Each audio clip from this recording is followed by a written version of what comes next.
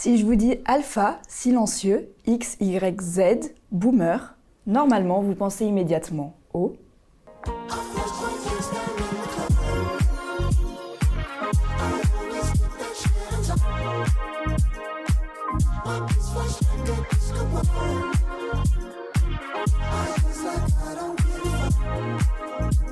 Plus de surprise, vous l'avez vu au générique, aujourd'hui c'est de génération dont nous allons discuter. Un thème assez marrant finalement puisqu'il offre une possibilité infinie de sujets, de débats, de discussions, souvent de désaccords. Puisque, est-ce qu'on n'aurait pas tous un petit peu tendance à nous comparer entre générations, à considérer que la nôtre est meilleure et à dire que c'était mieux avant. Rassurez-vous, dire que c'était mieux avant est un éternel débat qui ne date pas d'aujourd'hui. Il existait déjà à l'époque de notre vieil ami Aristote. Enfin bref, nous allons aujourd'hui du coup discuter du monde et de ses évolutions, vues au travers de prismes bien différents, puisque nous allons accueillir 4 personnes de 4 générations différentes. Au programme donc 30 minutes de fun, de nostalgie, d'échanges, de conseils, de jeux, de musique et bien plus encore. Je suis Blanche Audebert et je serai votre présentatrice aujourd'hui. C'est parti du coup pour cette émission, on commence tout de suite en rentrant dans le vif du sujet. Pour bien débuter, on voulait savoir un peu ce que vous pensiez des générations et ce que ce terme vous inspirait. C'est Ambre, une de nos chroniqueuses, qui est allée vous rencontrer dans les rues de Bordeaux. On vous écoute.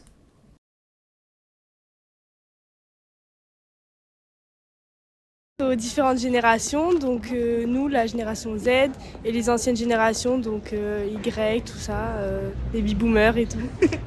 Très bien. Alors, moi, je pense tout de suite à une succession de nos parents, arrière-grands-parents, arrière, et on remonte aussi loin que l'on peut, parce que c'est toujours intéressant de savoir ce qu'il y avait avant. Donc pour nous, les générations, c'est voilà, cette succession de parentalité en fait. Très bien, merci beaucoup. Et vous ? En 3 mots, hein, le passé, le présent et l'avenir. Hein. Parfait. Aux générations, Y, Z, tout ça, quoi. Okay. Moi, quand je pense génération, c'est très simple, c'est une période d'années où les gens, ils ont vécu. Okay. C'est-à-dire, par exemple, t'as la génération X, t'as la génération baby boomer, t'as la génération... Oui, bon, voilà. Merci Ambre et merci à tous ceux qui se sont arrêtés. Tout de suite, on va rentrer directement dans l'émission du coup et on a nos 2 premiers invités qui nous ont rejoints sur le plateau. Bonjour à vous. Bonjour. Bonjour. Merci beaucoup d'être ici. Alors, je vais vous présenter tous les 2 pour que nos téléspectateurs sachent un petit peu plus à qui ils ont affaire. Denis, je commence avec vous. Vous avez été parachutiste, casque bleu, chef d'entreprise, entrepreneur, coureur du Paris-Dakar aussi. C'est un beau palmarès. Merci beaucoup d'être ici. Aujourd'hui, vous êtes retraité et vous continuez à parcourir le monde avec votre femme. C'est un très beau parcours, inspirant. Pour sûrement tous les jeunes qui vont nous regarder. Et Mathilde, vous êtes surfeuse, créatrice de contenu sur les réseaux sociaux et étudiante à vos heures perdues, comme vous le dites. Vous avez remporté de nombreux titres en surf, surf tandem, bodyboard, etc. Et à seulement 23 ans, vous avez déjà du coup voyagé aux 4 coins du monde. Vous venez de passer 3 ans à parcourir un peu ces différents endroits et du coup avoir différentes expériences dans l'influence en collaborant avec différentes marques. Merci beaucoup à tous les 2 d'être ici aujourd'hui. C'est un grand plaisir. Vous le savez, du coup, plus de surprise ici, c'est un talk show intergénérationnel et on va tout de suite du coup rentrer un petit peu plus dans le vif du sujet. Et du coup, pour commencer, on voulait vous demander un peu, pour qu'on pose carte sur table et qu'on soit tous d'accord et sur des bonnes bases, si vous aviez un peu des préjugés, vous, sur les différentes générations. Mathilde, par exemple.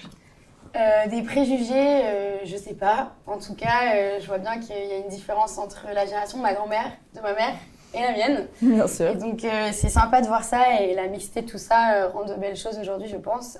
La preuve en est que aujourd'hui, on voit plein de jeunes qui ont accès à faire beaucoup de voyages, à profiter et je pense que le mindset a bien changé comparé à avant.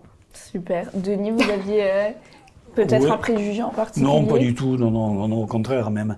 Moi, je trouve que c'est une belle évolution aussi, des changements, parce que nous, on a vécu plein de choses où on s'est régalé. Hein. Mais après, il faut pas faire obstacle à la modernité, au changement, quoi. Je crois que c'est bien. Super. Bah écoutez, c'est un très beau message de positivité que vous nous donnez. Malheureusement, des préjugés, certains en ont un peu. Et on s'est dit du coup que ça serait une bonne façon de commencer cette émission et que ça serait assez marrant d'en parler. Donc c'est Pénélope, une de nos chroniqueuses qui est là et qui nous a préparé une petite chronique tout simplement. Exactement. Par rapport aux préjugés qui traversent nos différentes générations. Oui.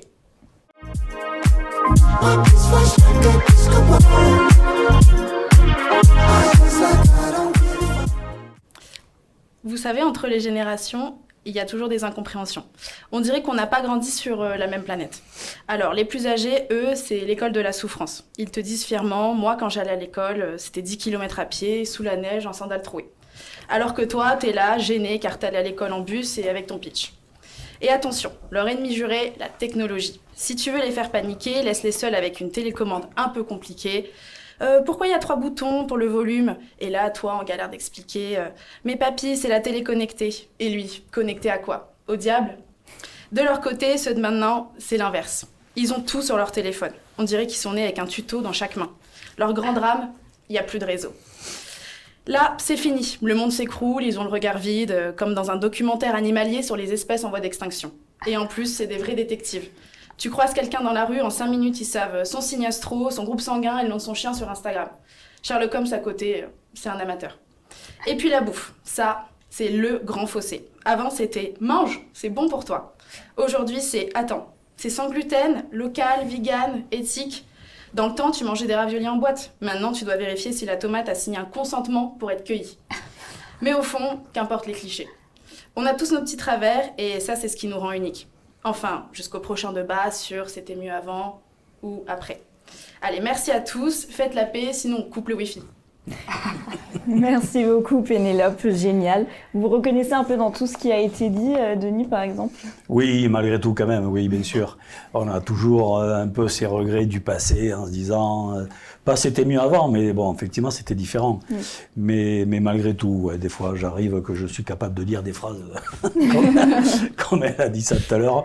Mais je le dis, mais je sais que bon, il faut quand même faire la place à la modernité et au changement, quoi. Malgré tout ce que je peux dire, je pense le contraire aussi, quoi. Bien sûr. Alors, bon, on va du coup passer tout de suite au prochain sujet, au premier vrai sujet, entre guillemets, qu'on voulait aborder avec vous, qui n'est nul autre que l'amour. On s'est dit que ça pouvait être marrant d'avoir vos deux générations à ce moment-là sur le plateau parce que ça peut résulter du coup être très différent de cette génération à une autre. Nous, Mathilde, nous vivons à l'ère des réseaux sociaux, des applications de rencontres, des relations parfois très éphémères, relations d'un soir ou quoi que ce soit, alors qu'à une autre époque, ça pouvait pas forcément être le cas. Moi, je sais par exemple que mes grands-parents, mon grand-père a demandé la main de ma grand-mère alors qu'il l'avait vue 3 fois auparavant. Donc c'est vrai qu'il y a une évolution assez marrante, mais je préfère ne pas trop en dire. C'est Louison qui va venir nous en parler et on en discute après. Louison qui nous a d'ailleurs concocté une petite comparaison amusante entre Tinder et les mariages arrangés. C'est quand Cupidon s'en mêle.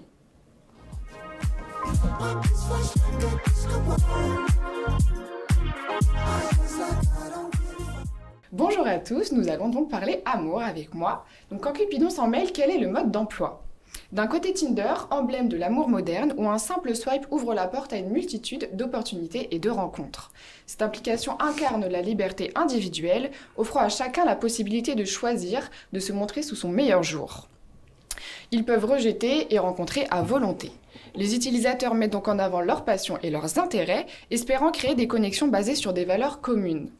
Cependant, cette quête de l'amour à la carte peut aussi conduire à une superficialité alarmante. Les relations deviennent souvent éphémères, où les critères physiques l'emportent sur la compatibilité émotionnelle. Le culture du rejet rapide peut entraîner une insatisfaction permanente, laissant ainsi les utilisateurs dans une quête perpétuelle de l'amour et d'une connexion authentique qui semble toujours leur échapper. À l'opposé, les mariages arrangés, souvent perçus comme une relique d'un passé révolu, demeurent ancrés dans certaines et dans nombreuses cultures. Dans ce cadre, les familles jouent un rôle clé dans le choix du partenaire, en se basant sur des critères de compatibilité sociale, économique et culturelle. Ce processus peut renforcer les liens communautaires et offrir un réseau de soutien familial solide. Contrairement à l'idée reçue, l'amour n'est pas absent dans ces unions, car effectivement, il peut grandir au fur et à mesure du temps passé ensemble, permettant donc au couple de bâtir une relation fondée sur des bases communes et sur des valeurs partagées. Alors que privilégier? L'aventure spontanée de Tinder ou la sécurité des relations solides et construite sur des valeurs traditionnelles? Qu'est-ce qui rend une relation véritablement durable? La compatibilité immédiate ou la capacité à construire ensemble au fil du temps? Ce qui est sûr, c'est qu'au final, l'amour est un voyage complexe et unique. Alors, une question pour vous, mes chers invités. À votre avis, quel chemin résonne le plus avec votre perception de l'amour? Oh non, allez, évidemment. Ouais, c'est un vaste sujet. Nous, à notre époque, on fait les relations, on n'avait pas Tinder, on n'avait pas tous ces réseaux sociaux. Et c'était les sorties, c'était dans les bars, c'était dans les boîtes de nuit ou dans les bals à papa. Je revoyais encore des images sur Facebook là, récemment. Si vous avez connu ce chapiteau, c'est que vous avez plus de 60 ans. Effectivement, je me reconnaissais aussi dans cette chose-là, parce que nous, les rencontres, on les faisait dans les bals ou dans les boîtes de nuit. Quand ça existait, ça existe encore, mais c'est pas pareil, quoi. Mais vous n'avez pas non plus connu les mariages arrangés? Oh non, quand même pas, non. Quand même pas. Non, il y a quand même le cœur qui parle dans tout ça, malgré tout, derrière tout, hein, forcément. D'accord. Après, je vous rassure, j'ai rencontré aussi des garçons en boîte de nuit. Ah oui. Ça se passe toujours, je crois. Et toi, Mathilde, du coup, qui est sur les réseaux sociaux, est-ce que Tinder, tu utilises ou pas du tout? Alors, je suis pas une adepte de Tinder, ni toutes ces applications-là. Mais je suis pas contre, j'ai beaucoup de copines qui y sont et en vrai ça les motive aussi, ça leur donne peut-être aussi confiance en elles, mine de rien, parce que je pense que derrière ces applications-là, on peut oser démarcher ou on peut oser engager une conversation avec un garçon, peut-être qu'elle ne l'aurait pas fait dans la vraie vie.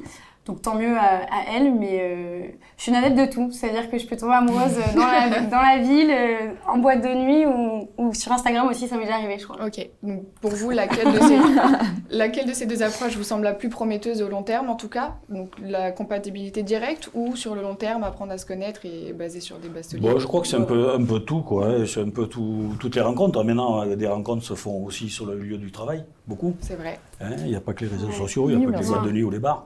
Il y a le travail, on y passe beaucoup de temps, donc forcément on crée des liens avec des gens avec qui on travaille, et puis ça peut aboutir à des unions. D'accord, parfait. Pareil, j'y crois, franchement, si on ne croirait pas en l'amour, je pense que on n'aurait pas trop de buts sur Terre, sachant qu'on sait très bien ce que c'est d'avoir un petit crush, comme on peut appeler ça. C'est toujours sympa, ça nous emballe, ça nous anime. Donc que tout ça dure et perdure le plus longtemps possible. C'est vrai. Super. Merci beaucoup à vous. Merci Louison. Merci beaucoup pour cette chronique et ce moment de partage. On va tout de suite accueillir notre troisième invité et vous allez voir, c'est un invité de marque.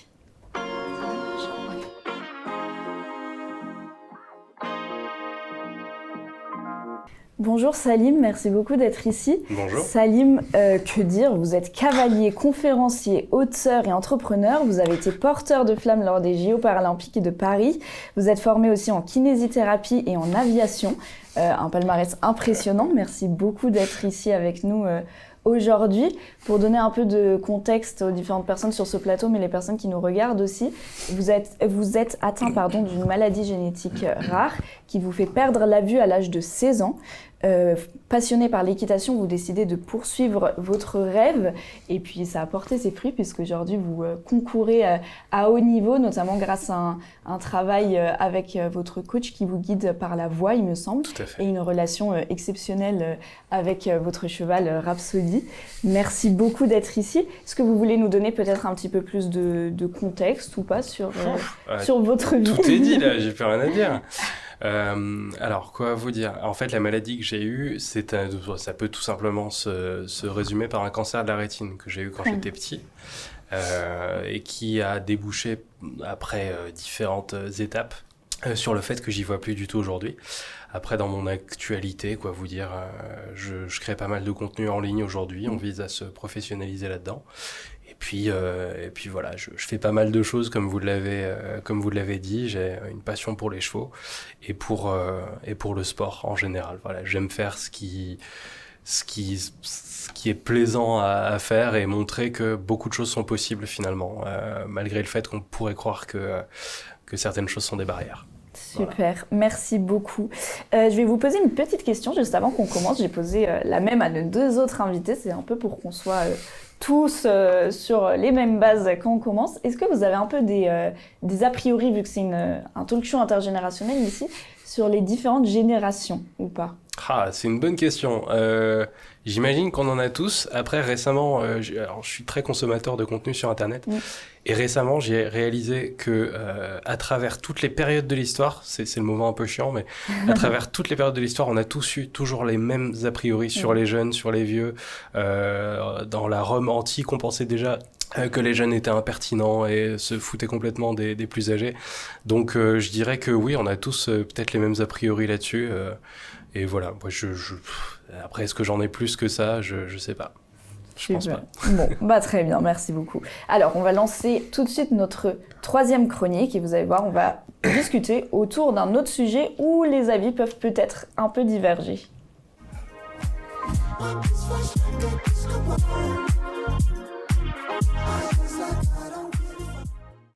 On a Dorian qui nous a rejoint sur le plateau. Bonjour Dorian, qui est un de nos chroniqueurs. Dorian, vous vouliez nous parler du coup d'un concept malheureusement quasi essentiel dans nos vies à tous, c'est le travail. Voilà, dis-nous en plus. Déjà bonjour Blanche, bonjour Mathilde, bonjour Denis et bonjour Salim. Peut-être que vous l'ignorez, mais selon un rapport du Sénat de 2021, en moyenne une personne aura entre 5 et 13 emplois durant toute sa carrière. Effectivement, vous l'aurez compris, on va maintenant parler du travail. C'est en effet le sujet qui revient régulièrement dans les discussions, mais pas toujours de la même manière. Pour certains, c'est le plan de carrière, le CDI de rêve, la stabilité. Tandis que pour d'autres, c'est « je fais ce qui me plaît, mais je garde ma liberté ». Et généralement, ça part en débat. Les flexibles contre les fixes. Alors maintenant, j'aimerais avoir vos avis sur le sujet, et donc on va vous poser quelques petites questions avec des cas concrets et peut-être quelques stéréotypes. Est-ce que vous êtes prêts? Oui. Parfait. On va commencer donc avec un petit jeu. Le principe est très simple. Je vais vous poser plusieurs questions avec différentes affirmations et en fonction de celle à laquelle vous ressemblez le plus, vous allez donc choisir si vous êtes plutôt de la team fixe ou plutôt de la team flex. Et donc bien sûr, nous le dire à l'oral. Est-ce que c'est clair? Ok. Parfait. Première question. Est-ce que vous êtes plutôt pour un CDI bien payé mais routinier, donc plutôt team fixe, ou plutôt pour avoir un contrat freelance incertain mais passionnant, donc plutôt team flex?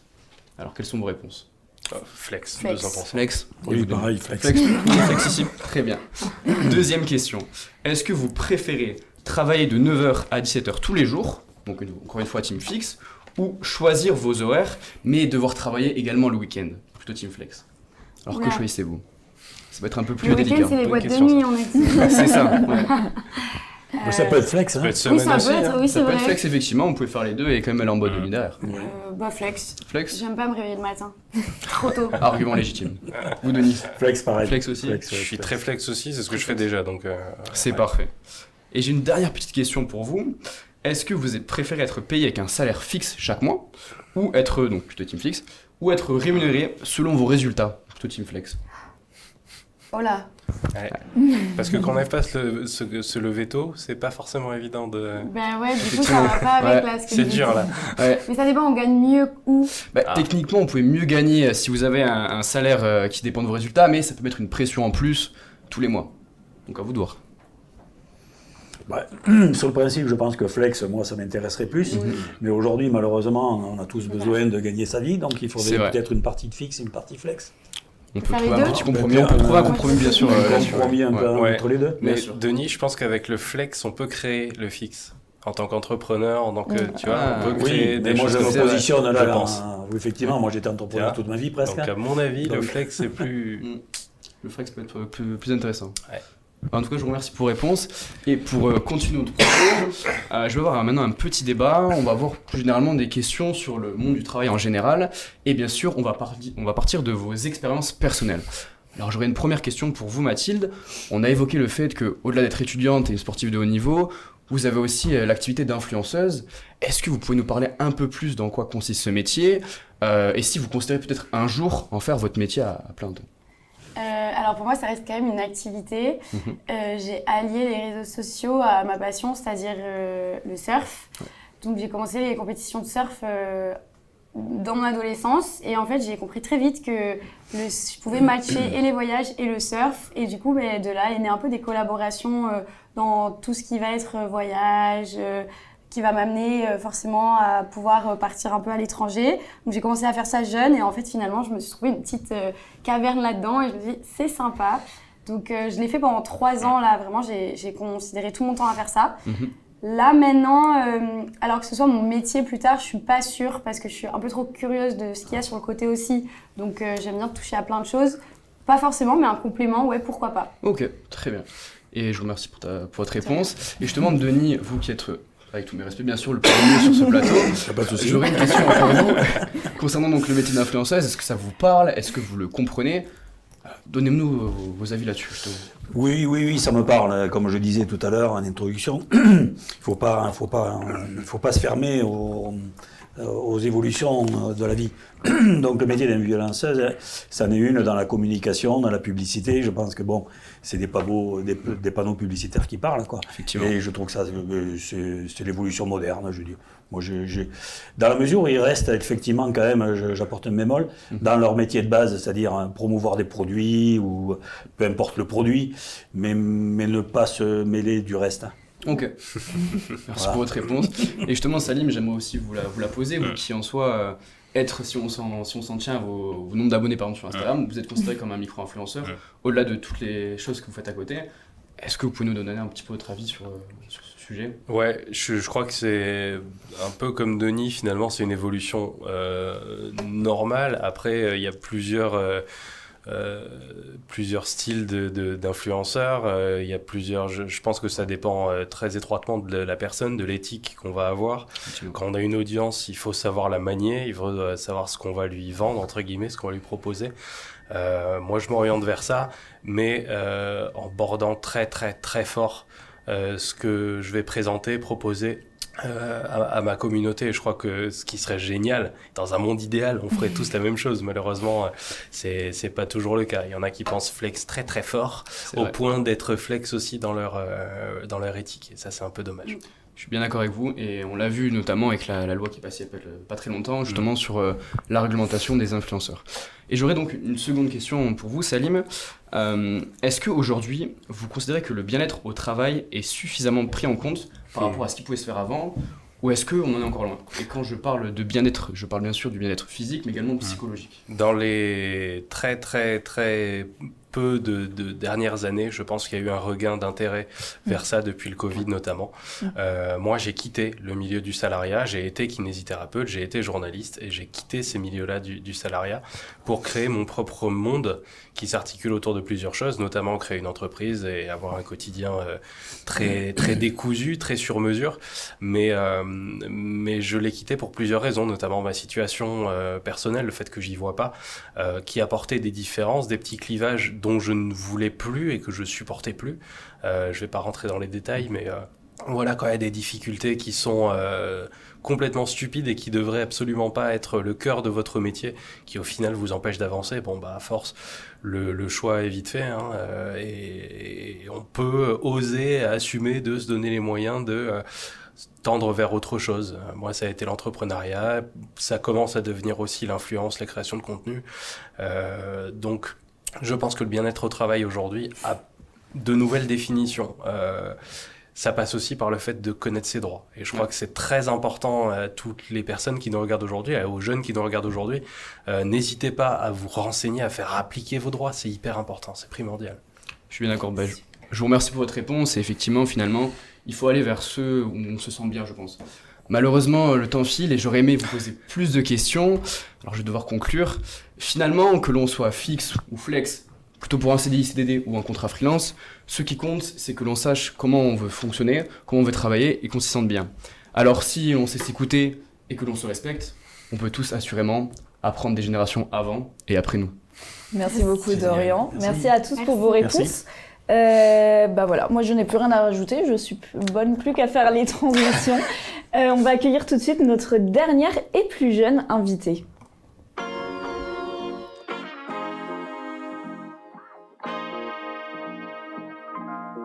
Bonjour Scarlett. Scarlett, vous êtes notre plus jeune invitée. Vous avez 13 ans, vous êtes en 4e, vous venez de Millau, à côté d'Arcachon. Votre particularité à vous, c'est votre passion pour la musique. Vous avez participé à The Voice Kids.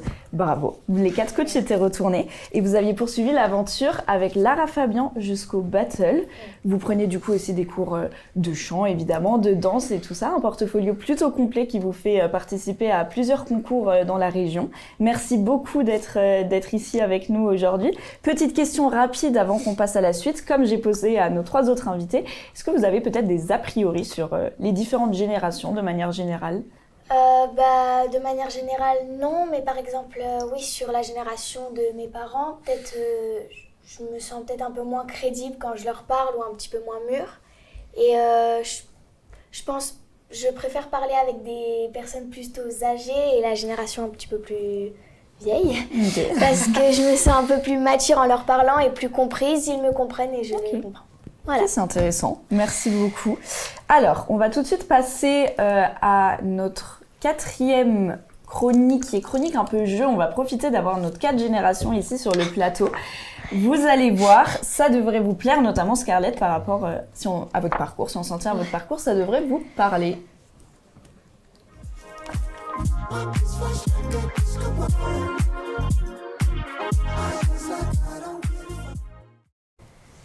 Alors, on a voulu tester vos connaissances en musique, d'où le titre qu'on a voulu donner à ce petit jeu qui s'appelle « Mais si, tu connais ».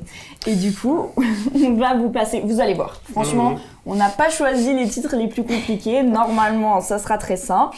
On va vous passer 4-5 extraits et voilà, il va falloir identifier le titre et l'auteur, idéalement les deux, sinon si c'est juste l'artiste ou juste le titre, ça compte aussi comme un point.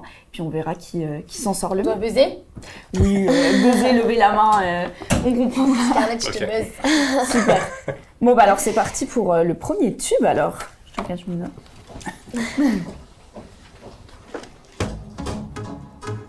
Alors on danse sur ma... Ah oui, c'est pas vrai. Ah oui, ouais. Ça va vite. Je me ouais, ok.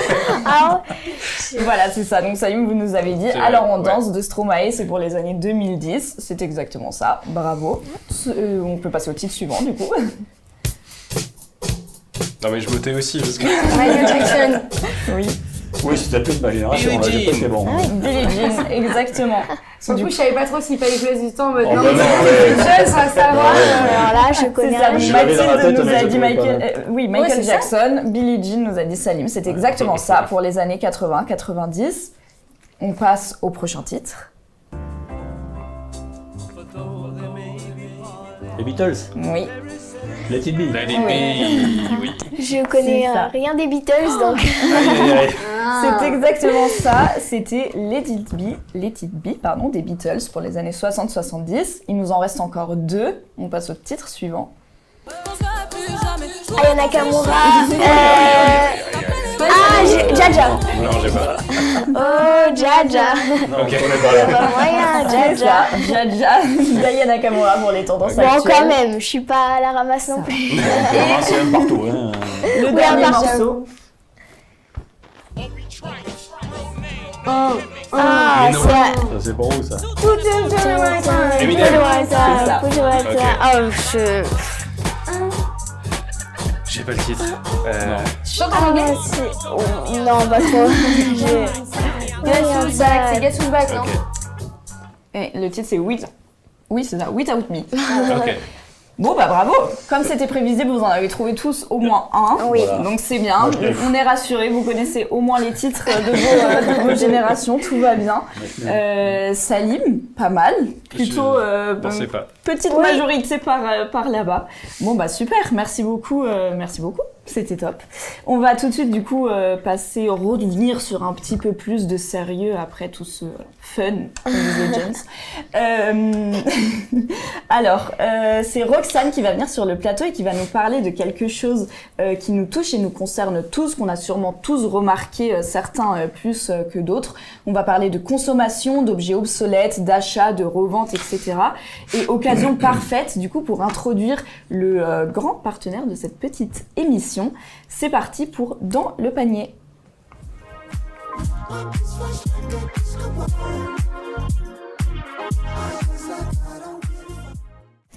Bonjour à tous et bienvenue dans notre chronique consommation. Aujourd'hui, on va parler d'un phénomène qui nous touche tous, l'évolution de nos habitudes d'achat. Avant, les objets duraient et maintenant, ils durent à peine plus longtemps qu'une série Netflix. Il y a quelques décennies, tout était fait pour durer. Une machine à laver pouvait fonctionner 30 ans sans broncher.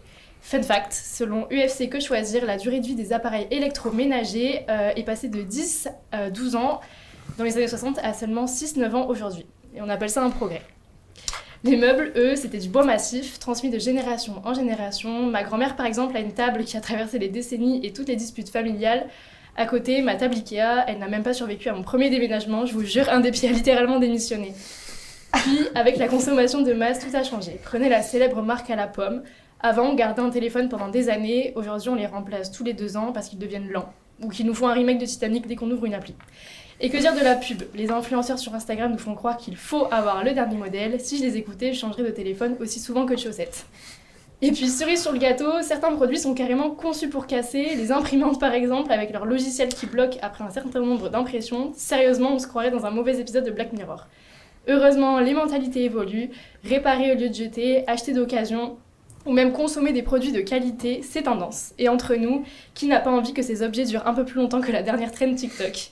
En parlant de produits de qualité, il est temps de vous dévoiler notre sponsor qui n'est autre que Fleur de Bordeaux, une marque bordelaise qui sponsorise qui propose des vêtements avec des designs colorés et originaux. D'ailleurs, un concours arrive bientôt sur notre Instagram, alors restez connectés. Merci beaucoup Roxane. Du coup, cette collaboration avec Fleur de Bordeaux, on vous donnera toutes les infos du coup sur notre compte Instagram, donc suivez-nous. Magnifique t-shirt que porte Roxane, donc vous pouvez voir un peu le genre de produits qu'ils proposent. Merci beaucoup à eux de nous accompagner aujourd'hui. Ça vous a parlé un peu tout ce que nous a dit Roxane ou pas ? Oui, surtout sur l'imprimante. Surtout sur l'imprimante. Bon bah super. Merci beaucoup. Notre émission commence doucement à toucher à sa fin, mais pas de larmes, ce n'est pas encore tout à fait fini. On voulait vous proposer un dernier petit moment d'échange avant de clôturer, d'échange en toute simplicité et en toute bienveillance. Peut-être un moment de conseil donné de génération à une autre, peut-être de génération avec un tout petit peu plus d'expérience vers une autre génération. Denis, est-ce que vous voulez commencer par exemple ? Est-ce que vous auriez un conseil à donner à la génération d'en dessous, donc à la génération de Salim ou même autre ? Oui, un conseil. Après, je ne vais pas faire l'image de ma vie, mais beaucoup de persévérance. Il ne faut jamais lâcher le morceau. Enfin, voilà, si on peut parler trivialement, il faut s'accrocher dans tout ce qu'on fait et surtout trouver du plaisir. Mais jamais rien lâcher, quoi. C'est parce que tout peut arriver à tous les moments, quoi. Super, merci. Merci. Salim, est-ce que vous aviez un conseil pour la génération de Mathilde de manière générale ? Ouais, moi je vais pas me faire que des copains avec celui-ci, mais je crois qu'il faut savoir aussi que toutes les personnes qu'on croise, quelles que soient les générations, sont des personnes avec leurs doutes, leurs incertitudes, leurs faiblesses, leurs insécurités, même si ces personnes sont des adultes et qu'on n'est pas encore un adulte. Je crois qu'il faut savoir aussi admettre que ces adultes peuvent faire des erreurs, savoir vivre avec ce fait-là. Et si ces personnes nous conseillent de ne pas oser, d'avoir peur, de redouter, de rejeter, il faut peut-être parfois savoir remettre en doute ces conseils-là, même si ces gens sont des adultes. Voilà. Oh. Très bien, ouais. Merci. Mathilde, pareil, un conseil pour la génération de Scarlett ? Alors un conseil, déjà je l'ai rencontrée tout à l'heure dans la pièce à côté, je l'ai trouvée super jolie et très sûre d'elle et je pense que voilà, dans notre génération aussi on a besoin d'être rassurés par nous-mêmes surtout, on est beaucoup jugés ou du moins en comparaison la plupart du temps dans la rue, dans ce qu'on fait, surtout avec notre génération sur les réseaux sociaux.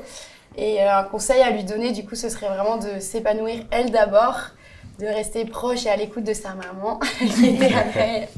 Et voilà, qu'elle s'épanouisse au maximum, qu'elle ait beaucoup de projets, que ces projets-là, il faut qu'elle les ait en tête pour continuer encore à briller. Et voilà, je rejoins Denis sur le fait de toujours rester motivé et curieux dans la vie parce que de belles choses nous arrivent. Et ça, j'en suis sûre. Il faut savoir saisir les opportunités pour rebondir. Merci beaucoup. Super, génial. Et puis Scarlett, vous qui êtes la plus jeune du coup, plus qu'un conseil, du coup, on voulait surtout vous demander comment est-ce que, avec tous ces conseils qui ont été donnés, et puis même votre vision du monde, comment vous voyez le monde de demain, en tant que représentante aujourd'hui de votre génération, on va dire, quelles valeurs aussi vous avez envie de prôner pour le monde qui arrive demain?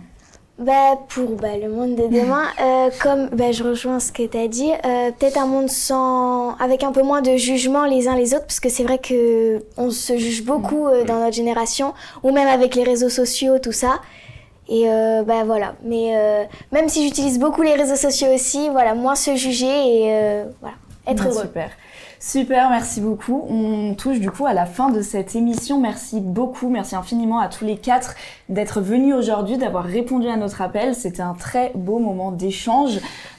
Pour vous qui nous regardez, vous pouvez retrouver du coup nos 4 invités sur nos réseaux sociaux aussi si vous voulez en apprendre davantage sur eux. Et puis voilà, merci beaucoup pour cet échange en toute bienveillance. On était ravis de vous recevoir. On espère que ça vous aura plu vous aussi derrière votre écran. Et puis à très vite, peut-être, on espère. C'était mieux avant, mais maintenant, mais après c'est pas mal.